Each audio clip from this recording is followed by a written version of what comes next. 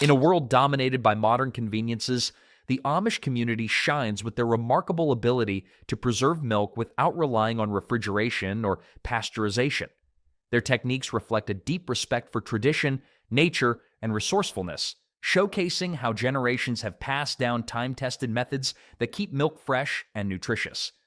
When it comes to preserving milk, one way the Amish tackle the challenge is by drying it into powdered form. It might not be the most common practice in their communities, but when they do use it, it's like a clever magic trick. Turn a liquid that spoils quickly into a powder that could survive the apocalypse. Okay, maybe not that long, but close enough. You'd be surprised how much moisture is hiding in a glass of milk. Drying it out is like wringing water from a sponge you didn't even know was wet. The result? A fine, dusty powder that can sit on a shelf for months without giving you that nasty, I shouldn't have smelled this moment. And once you've got the powder, just add water and boom, you're back in the dairy business. Sure, it might not taste exactly like a fresh gallon straight from Bessie the cow, but desperate times, my friend. Amish families that use this method don't have high-tech factory machines for it. Instead, it's often done with homemade dehydrators or even wood-fired setups because, let's face it, they can build just about anything with wood and nails. The process takes time, probably more time than most of us are willing to wait, which is part of the charm. Slow and steady wins the race, and in this case, it wins a pantry full of milk powder that can outlive 2 Ohio winters. Fun fact, powdered milk, if stored right, can last up to 25 years. That's longer than most Hollywood marriages. If there's one thing I learned spending time on an Amish farm, it's that patience is baked into everything they do. One time I tried to help churn butter, and after 5 minutes of cranking, my arms felt like jelly. The lady of the house just smiled and said, "Tired already? That's the warm-up." That same steady, unhurried approach is what makes drying milk work. It's all about taking it slow. Low heat, lots of stirring, and a touch of hope. It's the kind of thing that makes you wonder if people in the 21st century even know what patience is anymore. They aren't exactly running a powdered milk factory, but when it's done right, the results are pure gold. Powdered gold. The beauty of powdered milk is that it fits seamlessly into a lifestyle that's built around self-reliance. When you've got milk in powder form, you've got options. Mix it up for drinking, use it in recipes, or just keep it on hand for emergencies. No refrigeration needed. No expiration dates lurking like ticking time bombs. And here's a little secret. It's not just humans who benefit. Some Amish farmers even use it to feed animals during dry spells or when fresh milk is in short supply. It's a practical solution to a tricky problem, like most things the Amish do. They have a way of making life look simple, even though anyone who's tried it knows that simplicity takes a whole lot of effort.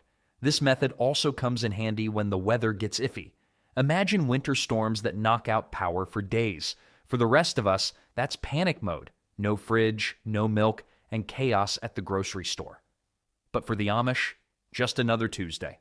They've got their powdered milk stashed in glass jars or tightly sealed containers, sitting quietly on a shelf, waiting to be used. No need to rush, no need to panic. That's the real magic behind all these preservation methods.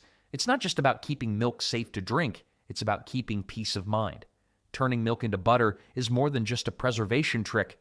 It's a hands-on workout with a tasty prize at the end. The Amish approach to butter making looks simple, but once you're halfway through churning that thick cream, you'll feel muscles you didn't know existed. It's a little like trying to whisk cement. At first, it's fun, but by the 10th minute, you're wondering how your grandmother made it look so easy. Trust me, I once tried helping churn butter during a visit to an Amish family. 5 minutes in, my arms gave up, and their teenage daughter took over with the energy of someone who's been cranking churns since birth. She gave me a grin and said, "Tired already?" "Yeah." Butter making builds character and biceps. The process starts by separating cream from the milk, usually after letting it settle naturally overnight. The Amish don't rush these things. They know that patience is part of the recipe. Once the cream is skimmed off, it goes into a churn, and the real work begins. Some families use the traditional hand-crank churn, while others go with a plunger-style churn.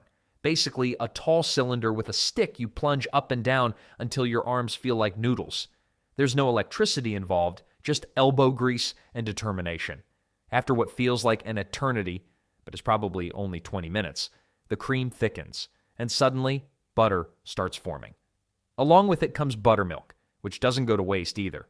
It's saved for baking or even drinking. Waste not, want not. What makes butter such a clever preservation method is that it lasts far longer than milk, especially if stored in a cool place.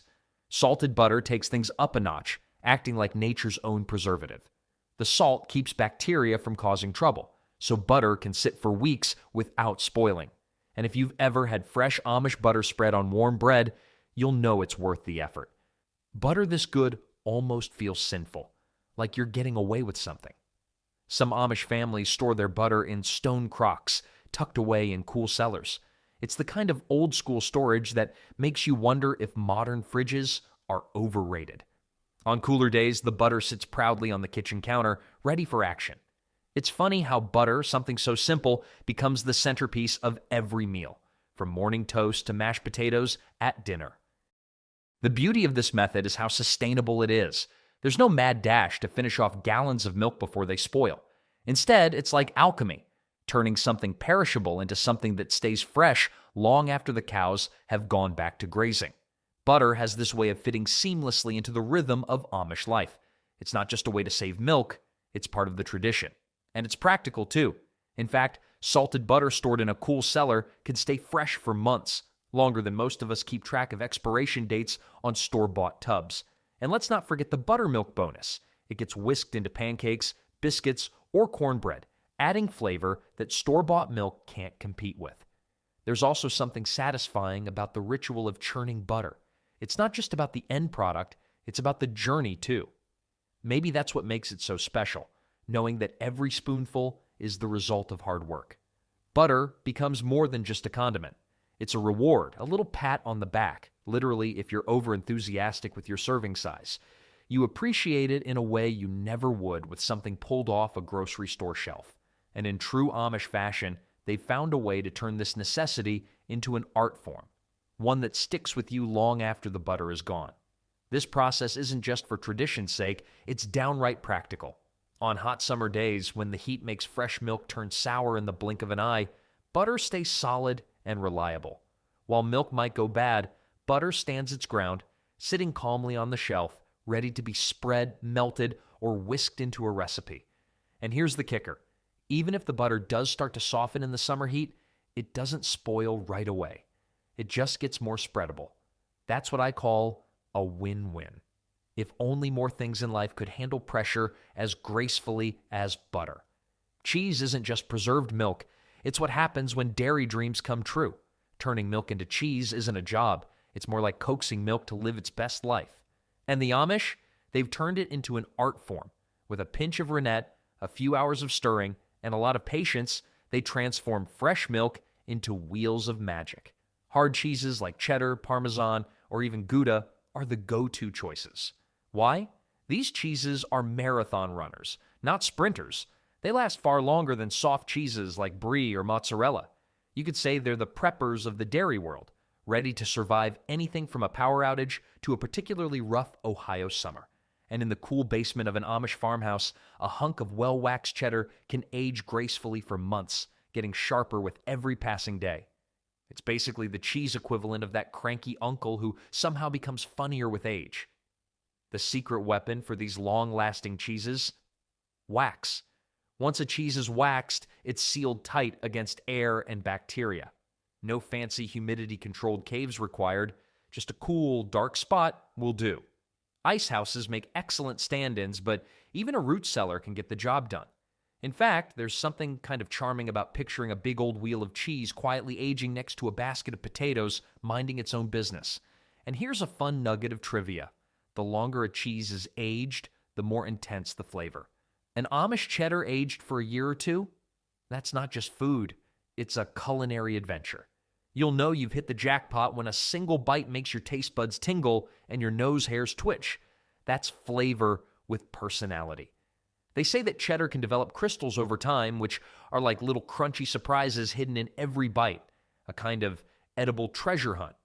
Now, if you've ever wondered about how they store all that cheese, the answer lies in their practicality.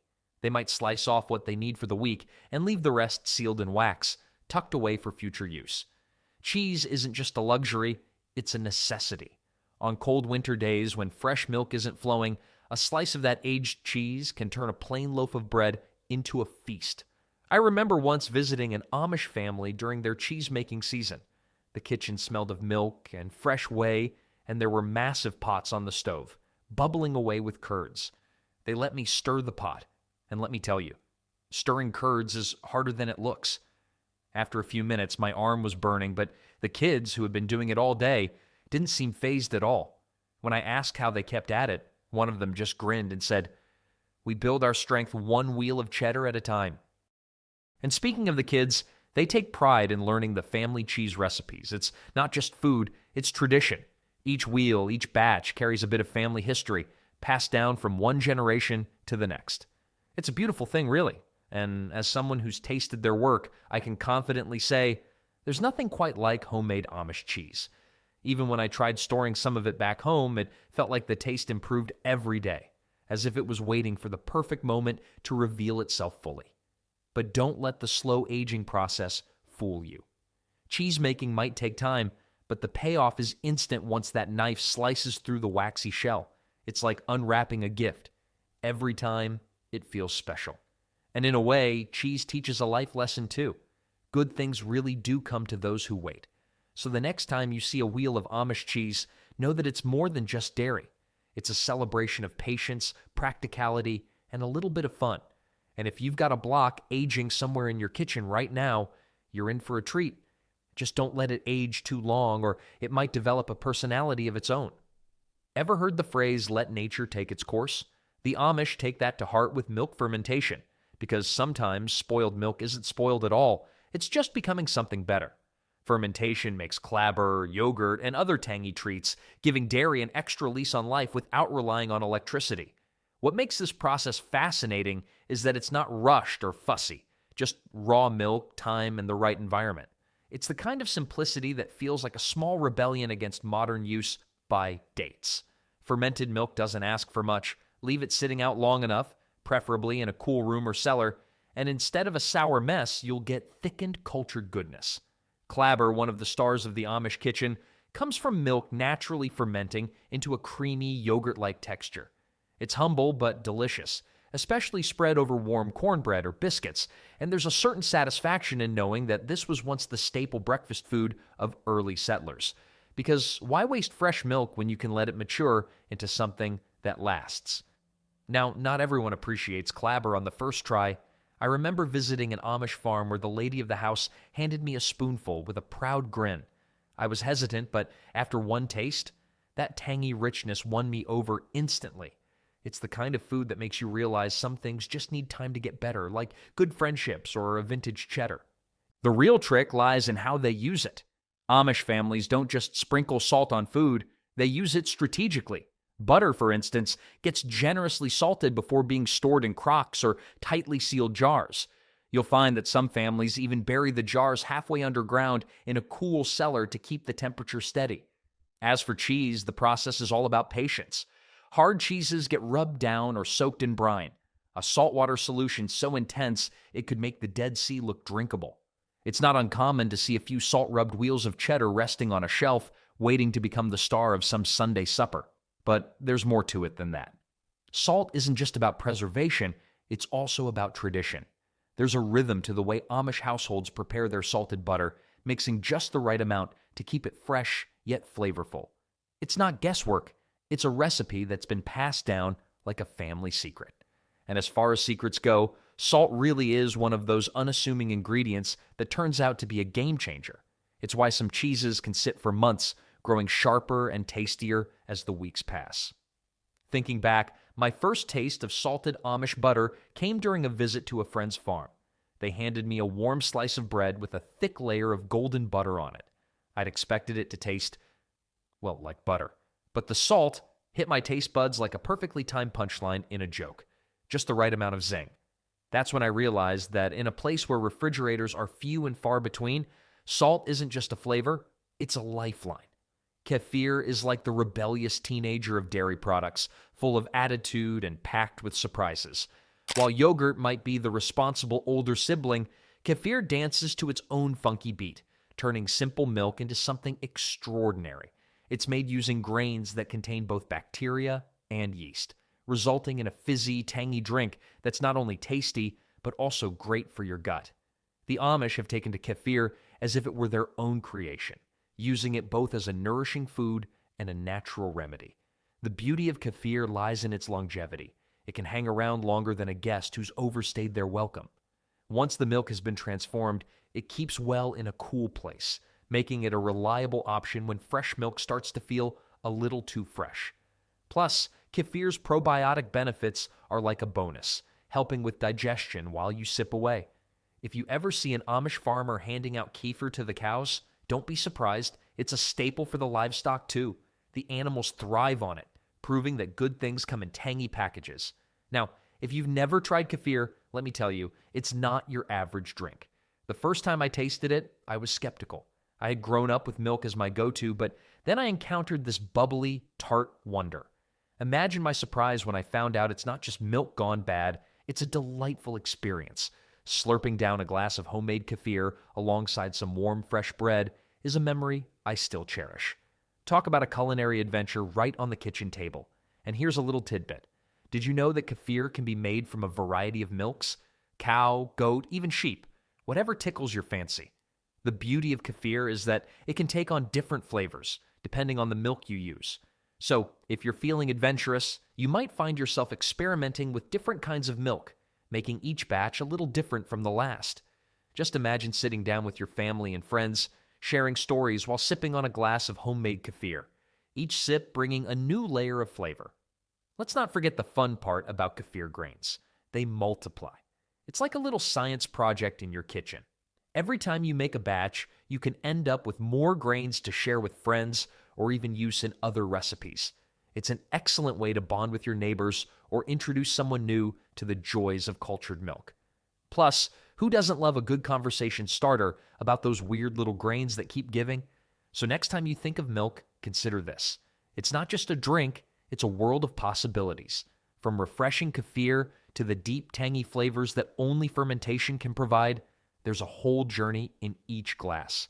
And if you've ever experienced the joy of discovering a new favorite food, you know just how rewarding it can be.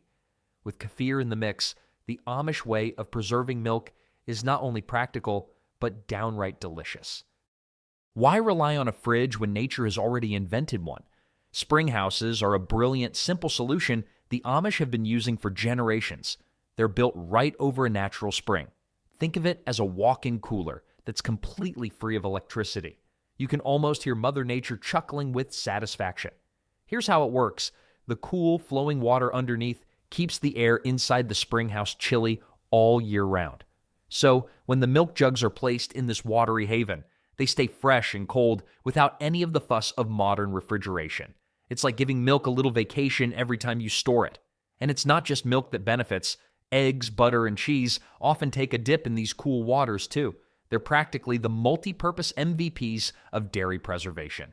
Picture yourself standing in a spring house on a hot summer day. The temperature inside significantly lower than outside. The tranquility is palpable, and the gentle sound of water flowing adds to the charm. It's a sneakily refreshing place to hang out, not to mention the perfect cover for snagging a slice of cheese without anyone being the wiser.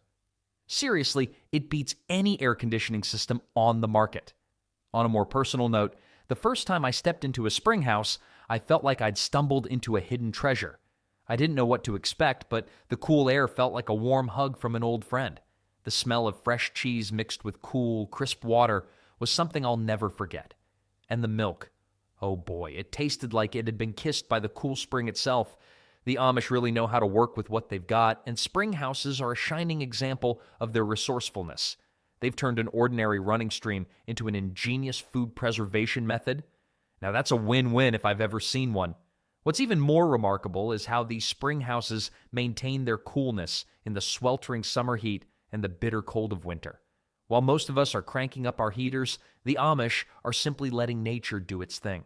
It's a reminder of how some of the best solutions come straight from the earth, requiring little more than a bit of ingenuity and a whole lot of patience. The art of using spring houses is like a masterclass in sustainability. No energy bills, no gadgets, just pure, simple, effective preservation. Next time you sip a glass of milk or spread some butter on bread, think of all the clever methods that keep it fresh and delicious. It's all about that timeless tradition, ensuring that milk doesn't just stay good, it becomes a vital part of daily life. Sour cream is like the wise grandparent of dairy products. Slightly tangy, a little quirky, and perfect for spicing things up. Making sour cream is surprisingly straightforward. Amish families often let raw milk sit out to sour naturally. Some might add special cultures to speed up the process, but either way, it's all about letting nature take its course. This hands-off approach reflects the Amish belief in working with the rhythms of nature instead of against them. Why does this creamy delight hold its own against time? Well, sour cream's tangy nature comes from the lactic acid produced during fermentation, which helps inhibit the growth of bad bacteria.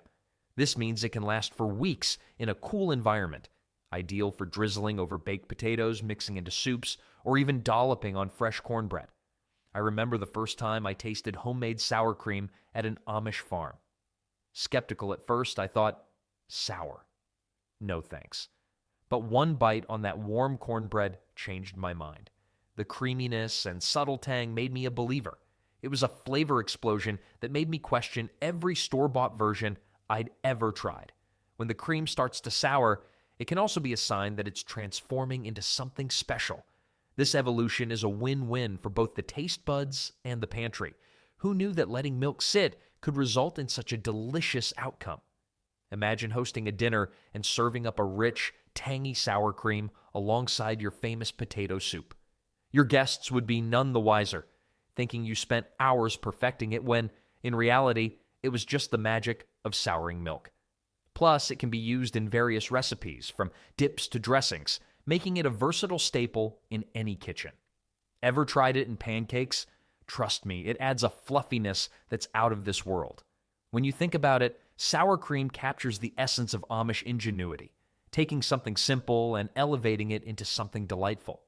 By embracing time-honored techniques rooted in simplicity and ingenuity, the Amish demonstrate that with a bit of patience and knowledge, we can keep the bounty of nature alive without the need for modern technology. Their practices not only preserve milk, but also preserve a way of life that values sustainability and connection to the land.